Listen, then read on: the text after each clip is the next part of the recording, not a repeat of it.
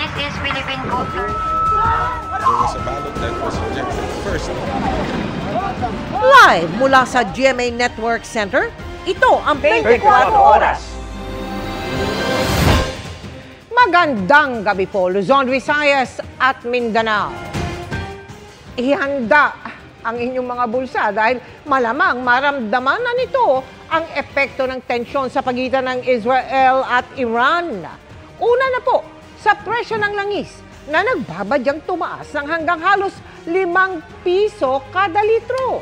At posibleng magdire-diretso ang taas presyo kung hindi huhupa ang tensyon na posibleng may epekto sa presyo ng pagbiyahe ng mga produkto at sa mismong presyo ng mga bilihin. Nakatutok si Bernadette Reyes.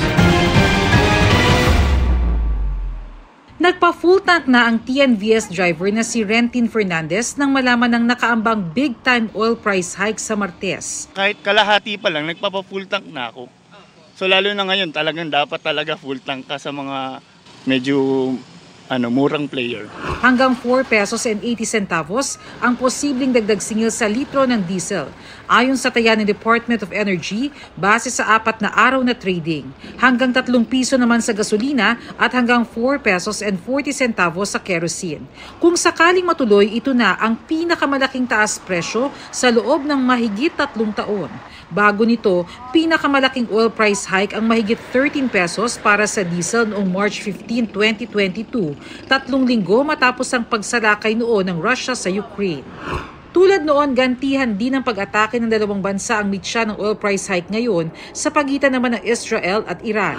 Sumabay pa dyan ang paghina ng piso laban sa dolyar kaya mas mahal ang pag-import sa produktong petrolyo.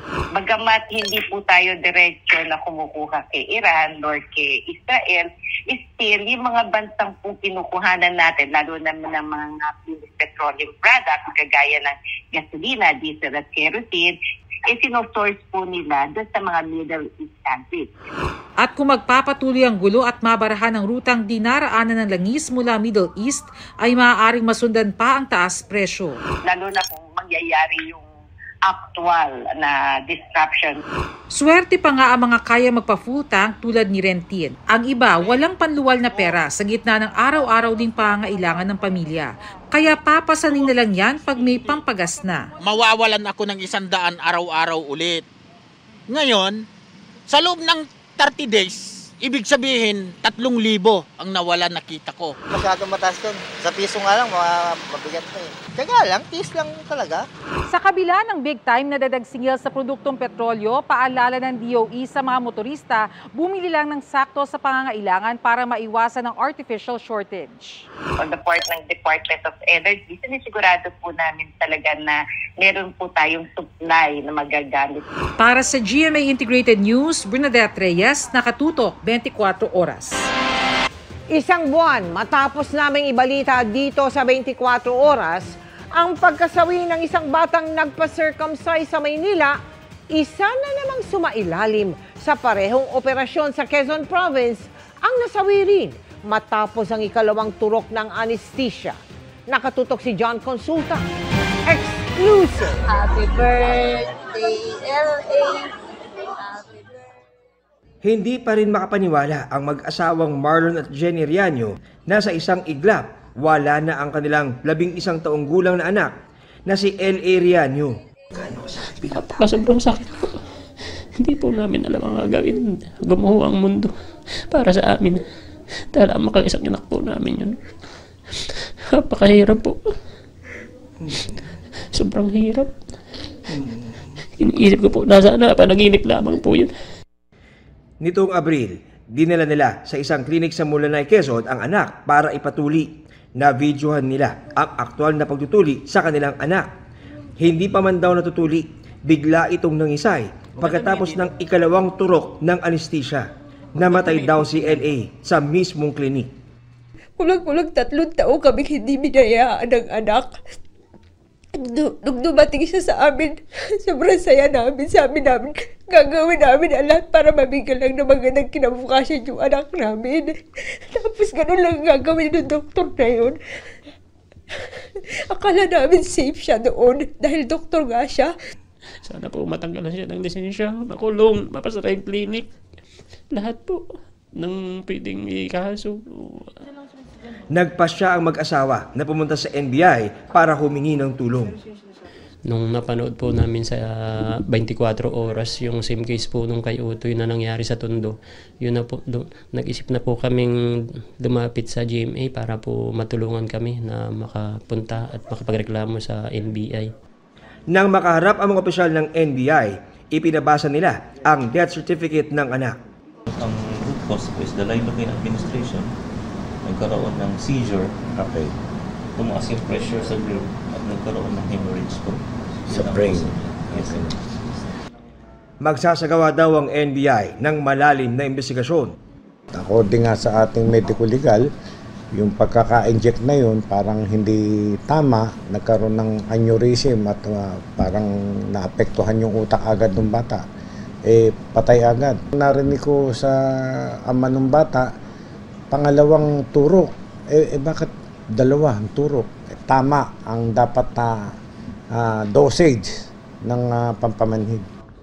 Ayon kay Director Jaime Santiago, ipapasupina nila ang doktor para pagpaliwanagin sa nangyari. Iimbestigahan natin mabuti yan at mananagot ang dapat managot. Sinusubukan namin kunin ang panig ng doktor pero walang sumasagot sa aming text at tawag. Para sa GMA Integrated News, John Consulta, nakatutok 24 oras. 10 bilyong pisong halaga ng shabu ang nasabat sa isang bangkang pangisda sa Zambales. Nalambat sa operasyon ng isang dayuhan at 4 na mangisdang Pinoy. Nakatutok si Ian Cruz. 1:30 ng madaling araw nang maharang ng gunboats ng Philippine Navy ang bangkang pangisdang ito 15 nautical miles mula sa pampang ng Zambales.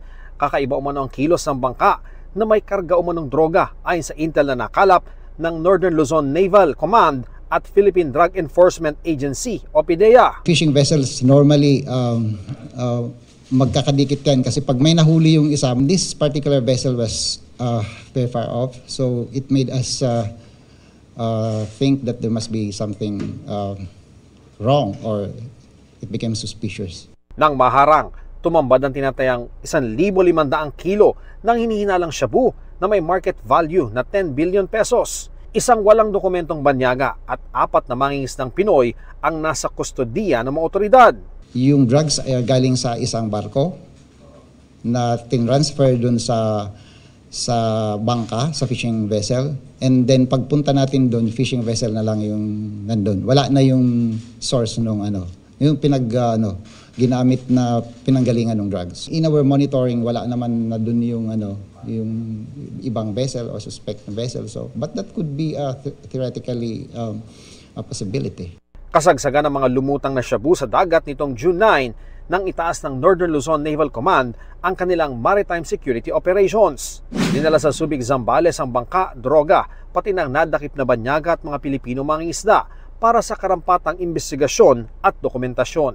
Maaring biktima lamang daw ang mangingisdang Pilipino ng mga sindikato ng droga. Itong mga mangingisda natin, usually mahihirap din talaga ito. So if they have a chance to earn more easy money, pwede sila talagang magamit ng mga syndicate na ito. Para sa GMA Integrated News, Ian Cruz, nakatutok 24 oras. Patay na rin ang 2 menor de edad na tagapagpatukalang ng panabong na manok, gaya po ng sinapit ng mga nawalang sabungero. Ayon yan kay alias Totoy na nakausap ng mga kaanak ng mga teenager na biktima. Ang mga detalye sa aking eksklusibong pagtutok. Nagtatrabaho umano bilang tagapakain ng mga panabong na manok sa Katanawan, Quezon bago mawala sina Maison Ramos, 14 anyos at John Paul De Luna, 17 anyos. December 30, 2021, nang sumama sila at mga kaibigang sina Nazareno Biscante, Ricky Boy Ignacio at Ariel Teposo sa kanilang amo sa isang derby sa Santa Cruz, Laguna. Ayon kay Janice, tiyahin at nagpalaki kay Maison, nagpumilit ang binatilyo na sumama para may pangsorpresa sa ama't ina. Sasama daw po siya dun sa sa pagsabong para po yung kikitahan niya pong pera, edi gagamitin niya po yun para mabigyan po ng magandang bagong taon po yung kanyang pamilya. Nakabalik umano ang mga amo ni na Maison, pero ang 5 kabilang ang 2 menor de edad, hindi na nakita. Kabilang sila sa 34 na binansagang mga missing sa bungero. Yung sasakyan po ay hindi na po bumalik. Tapos po ay may nag-report po sa amin na natagpuan po yung sasakyan doon sa Taguig. Nakausap sa telepono ng pamilya ni Maison si alias Totoy, isa sa mga akusado sa kaso ng pagkawala ng ilang sabungero sa Manila Arena at San Pablo, Laguna. Kabilang anya ang sinapit ni na Maison sa mga inire-report sa kanya ng mga kasabwat. Santa Cruz, Laguna sila nawala. Ano kaya, gano'n na rin ba ang pangyayari sila sa kanila? Lahat walang nakaligtas.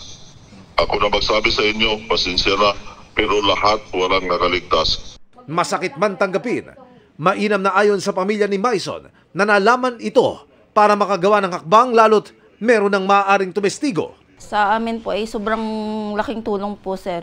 Napakasaya po namin at kahit paano po sa pakikipaglaban po namin ay nagkaroon na po ng magandang linaw. Sana po ay bigyan po ng hustisya kaming mahihirap. Bagaman po kami wala pong pera eh. Ang batas naman po ay para sa lahat, hindi lang po para sa mayayaman. Yung video na yun. Nakausap din si alias Totoy ng mga kaanak ni Michael Bautista, missing sa bungero, na na-videohan pang nakaposas at inilalabas ng 2 lalaki sa sabungan sa Santa Cruz, Laguna din. May kumuha po sa lang iba, hindi po kayong kumuha nun? Si alias Toto at si alias Dudong ang may bitbit niyan. Sana marinig ng lahat na malabasan ng warrant of arrest yung 2 na yan. Ang 2 lalaking inalyasan ni alias Totoy, pinangalanan na raw niya sa kanyang affidavit na isusumiti na niya sa lalong madaling panahon. Kasama raw sila sa mga sasampakan ng kaso kaugnay ng pagkawala ni Bautista at 3 pang kasama nang magderby sila sa Laguna noong April 2021 na sina Domingo Carable, Jason Amoroto at Erlindo Tahup. Ang pasasalamat po namin sa iyo, abot langit na po. Kasi ito lang po talaga iniintay namin na magkaroon ng isang tao na makonsensya. Na-dismiss man yung kaso namin, pero sa pagkakataong to, nabigyan na po siya ng linaw. 4 na taon na ang lumipas, naglakong parang bula, wala na isa sa kanila ang natagpuan. 3 pulis ang kinasuhan sa pagkawala ni Lasco.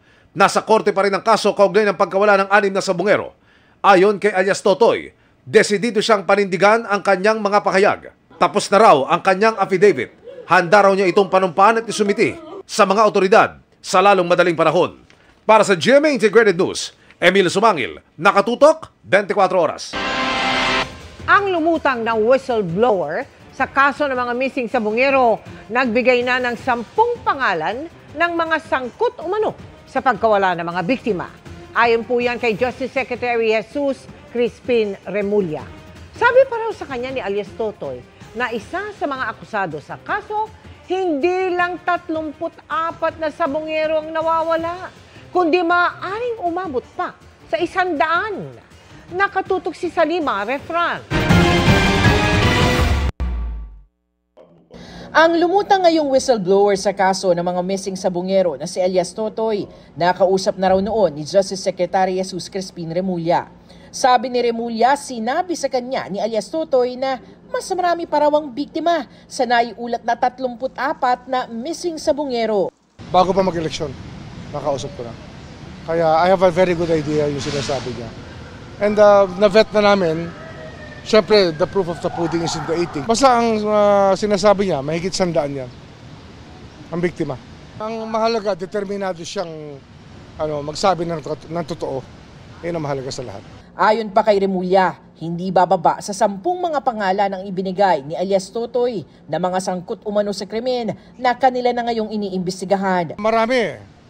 Yung mga pumapatay, yung mga dumudukot, basta marami silang binanggit. Inaaral na raw kung paano maaaksyonan ang kanyang mga revelasyon. Sa panayam ng GMA Integrated News, sinabi ni alias Totoy na itinapon umano sa Taal Lake ang mga labi ng mga pinaslang na sabungero. Titignan natin kung kaya natin i-recover yung kahit na ilang human remains o kaya mga buto-buto sa Taal Lake. Ikinakasa naman ang interagency search effort para mahanap ang mga labi. Pati Coast Guard, susubukan natin kunin para yung diving team nila, tsaka Navy. Kasi mabigat na diving to, freshwater to eh. Hindi to basta-basta. Technical divers talaga kailangan natin. Ang Philippine Navy at ang Philippine Coast Guard handa rin daw tumulong. We have all the equipment, we have the skills to conduct all types of diving operations. Kabilang sa mga nawawalang sabongero ang online sabong agent na si John Ver Francisco at kaibigan nitong si Frank Tabaranza. April 2021 nang mawala sila sa isang gasolinahan sa May Kawayan, Bulacan. 19 na sabongero naman ang nawala sa iisang sabungan sa Santa Cruz, Laguna mula April 2021 hanggang January 2022. Kabilang dyan ang nahulikam na nakagapos na si Michael Bautista na nawala noong April 28, 2021. Ang magpinsang sina Maison Ramos at John Paul De Luna na 14 at 18 anyos lang noon, nawala rin noong December 29, 2021 matapos sumama sa mga mananabong. At Eric Legaspi at mga kasama na nawala noong May 11, 2021. Nag-sideline lang po siya magpatuka ng manok. Sali po na yung pamangkin ko nag-aaral para sa maabot yung pangarap niya. Hindi na po niya maaabot kasi po nawala po siya nang hindi namin alam. Hinahanap po talaga namin yung hustisya kung sino pong ang nagpadukot sa kanila, kung sino mastermind. August 30, 2021 nang dukutin sa kanyang bahay sa San Pablo, Laguna ang master agent na si Ricardo Lasco.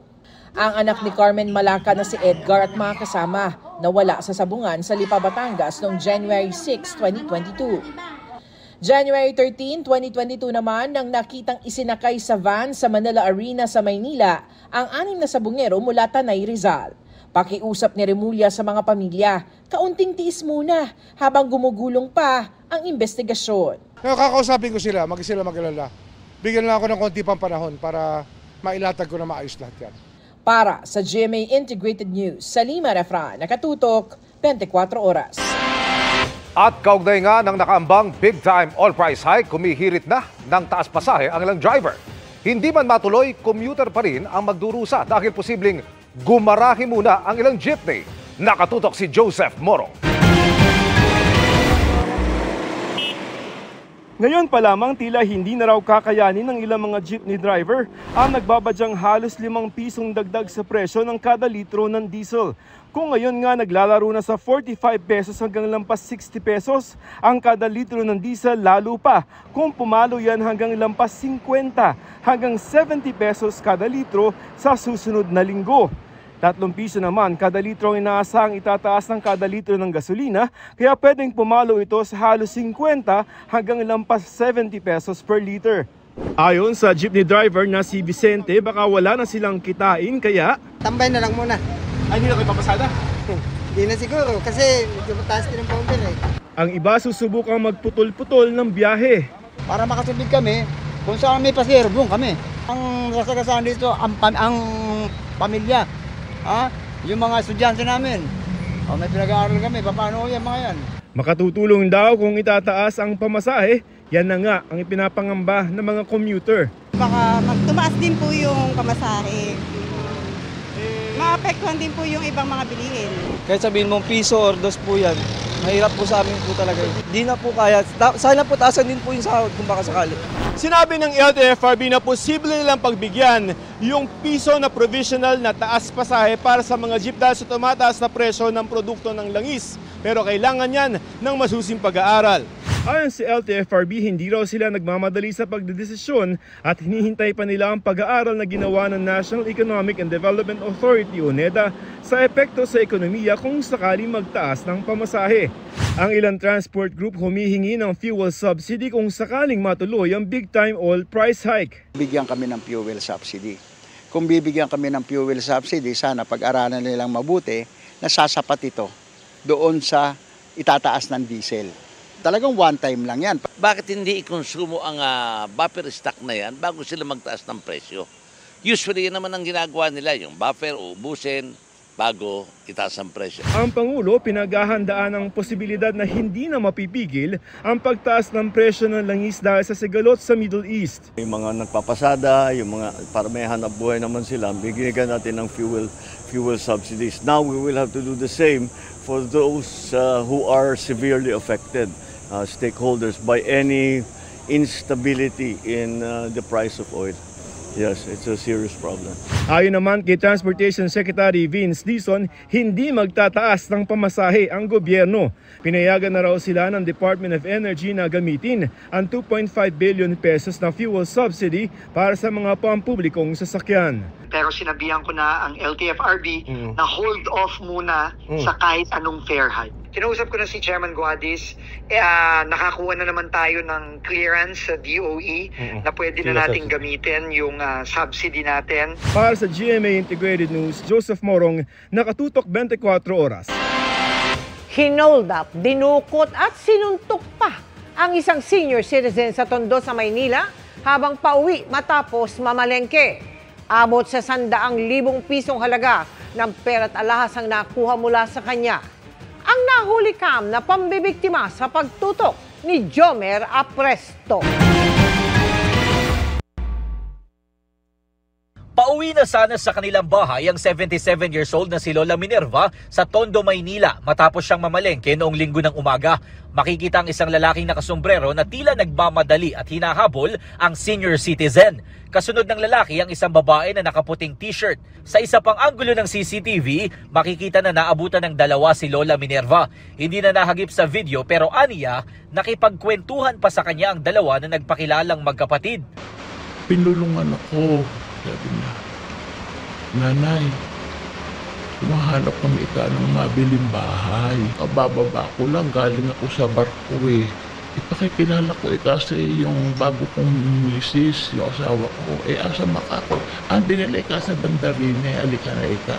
Makalipas ang ilang minuto, napapayag ng mga salarin ang biktima na sumama sa kanila. Isinakay umano siya ng dalawa sa isang kotse kung saan sumakay rin ang lalaking driver at isang babae na nagpakilalang asawa ng lalaking nakasombrero. Isinaran mo ngayon yung pinto. Doon ho ako nagwala. Baka maingay ka ng driver. Papatayin ka namin. Dinakpan na uli mata ko. Niligyan ako ng sa bibig. Huwag mo akong papatayin mga anak. Huwag niyo akong papatayin. Sabi kong gano'n. Sa pilitan umanong kinuha ng mga salarin ang cash at mga alahas ng biktima na aabot sa 100,000 pesos. Sinuntok pa raw ang senior citizen sa mukha at binti. Matapos yan, ibinaba raw siya sa bahagi ng Baseco. Binigyan daw siya ng mga salarin ng 200 pesos na pamasahe pa uwi. Nagsumbong sa kanya mga apo si Lola Minerva na dumulog naman sa barangay. Ayon sa barangay, may aktibidad noon sa kanila kaya hindi nakapasok ang pedicab kung saan nakasakay ang biktima. Alam daw nilang may ganitong modus sa ibang lugar. Sa amin, nabalitaan na namin yan sa ibang lugar. Nakaraniwang binibiktima yung mga matatanda na namamalengke. Inayos na po yan ng kapulisan. Hindi ko lang po alam kung nag-report po yung mga mahal sa buhay, pero hindi na po bumalik sa amin yung pulis. Patuloy ang investigasyon ng otoridad sa nangyari. Para sa GMA Integrated News, Jomer Apresto, nakatutok 24 oras. Nasa Australia si Vice President Sara Duterte para dumalo sa rally na nananawagan sa pagpapalaya sa kanyang ama. Dahil ito ang pang-apat na bansang pinuntahan ng bise sa loob ng isang buwan. Nagpatutsada sa kanya ang Malacanang. Nakatutok si Ivan Mayrina. Nasa Melbourne, Australia si Vice President Sara Duterte. Sa abiso inilabas sa kanyang opisina, dadalo raw si Duterte sa isasagawang rally sa linggo para sa panawagang pagpapalaya sa kanyang amang si dating Pangulong Rodrigo Duterte na nakakulong pa rin sa The Hague, Netherlands. Ito ay kaapat na biyahe niya abroad sa nakalipas lamang na isang buwan. Nauna rito, magkasunod na nagpunta ang bise sa Qatar kung saan nakasalamuha ang mga Pinoy doon sa kanyang birthday at The Hague, Netherlands kung saan binisita niya ang kanyang nakadetining ama. Sa Kuala Lumpur, Malaysia naman niya ginunita ang araw ng kasarinlan, kasama rin ang mga Pinoy roon. So, 4 na bansa in just less than a month. So, kung doon po abala ang ating Vice Presidente sa mga personal trips niya or personal trips with her family, choice po ng Vice Presidente yun. Sabi nga natin, pampersonal o pambayan? That is the question. Sa hirit na ito, tinanong si Castro, nagkaroon ba ng paglabag ang bise sa mga sunod-sunod na biyahe? Ang kanya lang sigurong malalabag ay ang kanyang obligasyon sa taong bayan. Bring him home! Sa ika-100 araw ng pagkakakulong ng dating Pangulo kahapon, nag-prayer vigil ang kanyang mga taga-suporta sa Davao City. may nakabinbing petisyon para sa pansamantalang paglaya ng dating Pangulo. Pero sakaling mapagbigyan, nakasaad sa panuntunan ng International Criminal Court na dapat na miyembro ng ICC ang bansang paglilipatan sa kanya na handang sumunod sa mga itatakdang kondisyon ng korte. Kasunod ng pagsuko kay Duterte sa ICC, pinuri ni Special Rapporteur Irene Khan sa kanyang ulat sa 59th session ng UN Human Rights Council ang anyay matapang na hakbang para mapanagot ang mga lumabag sa karapatang pantao sa bansa. Kasunod nito, ang rekomendasyon na muling buksan ng pag-uusap sa pagbabalik ng bansa sa Rome Statute ng International Criminal Court. Nang hingan na reaksyon ng Malacanang. Open po siya. Nung huli po kami nag-usap, dahil doon pa po natin ito napag-usapan, sinabi po niya na open naman po siya. Para sa GMA Integrated News, Ivan Mayrina, nakatutok, 24 oras. Happy Friday mga kapuso! Mabilis na chikahan tayo para updated sa Showbiz Happenings. Naging makabuluhan ang Asian Academy of Creative Arts Manila Networking event na naganap sa Pasig City. Dinaluhan niya ng kapuso journalist na sina Jessica Soho at Atam Arroyo na kasama sa roundtable discussion kung saan tinalakay ang challenges na kinakaharap ng Philippine journalism.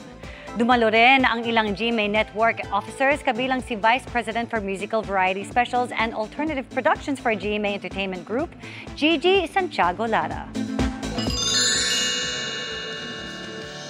Idinaos ng buong cast and crew ng mga Batang Riles sa pagtatapos ng kanilang series. Ang Riles Boys aminadong mamimiss nila ang isa't isa. Handa nga raw silang mag-reunite para sa isang action project if possible.